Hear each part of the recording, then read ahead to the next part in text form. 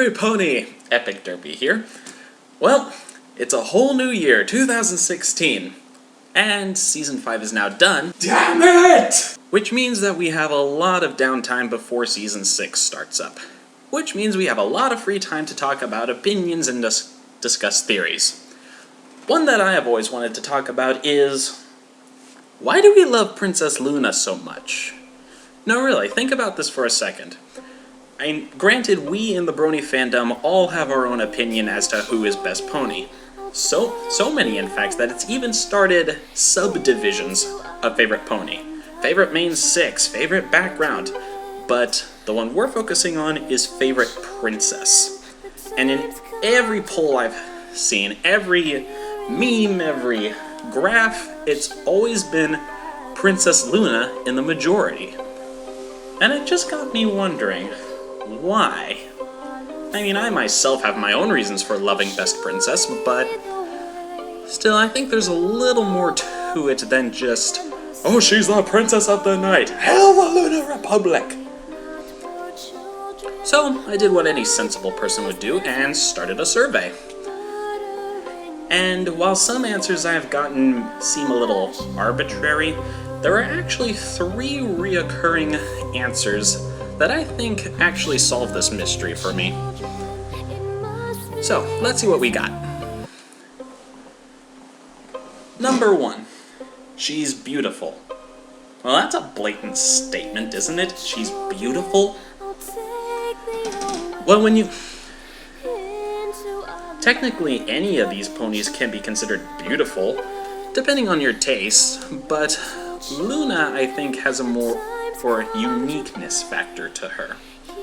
She has a body design that's shared between only her and Celestia. She also is one of 2 who has a flowy mane style, but I also think the one thing that is most interesting about her, physically, is she's the only protagonist side character with a dark color scheme.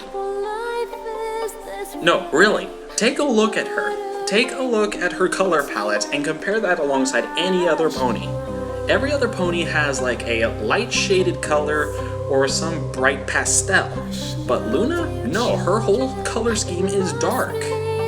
Granted, of course, Princess of the Night, but I think that may be the prime reason why most people find her more beautiful than others. And yeah, I can see that. It is pretty cool in my mind. Number 2. She's relatable. Again, this can also pertain to any pony character, depending on your experiences. I mean, me personally, I feel connected more to Rarity and Applejack.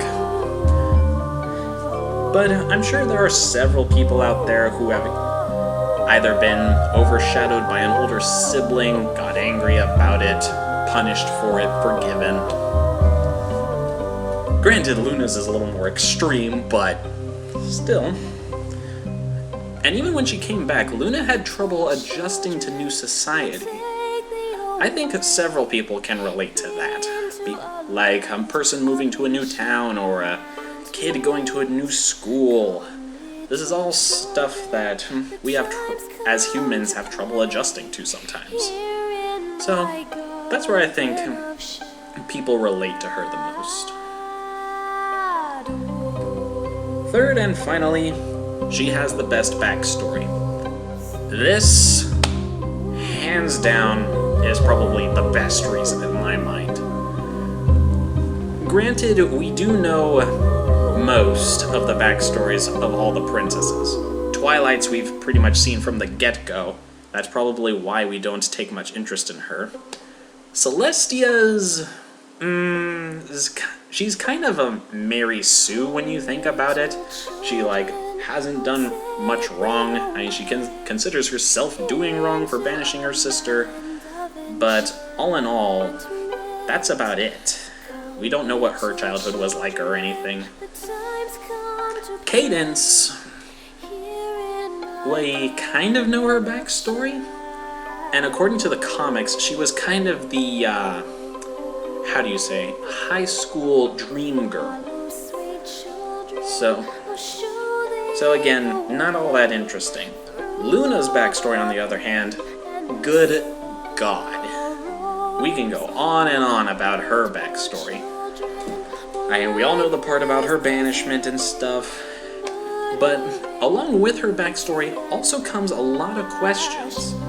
Like, what were her early years like before she had the natural power to raise the moon along with her sister?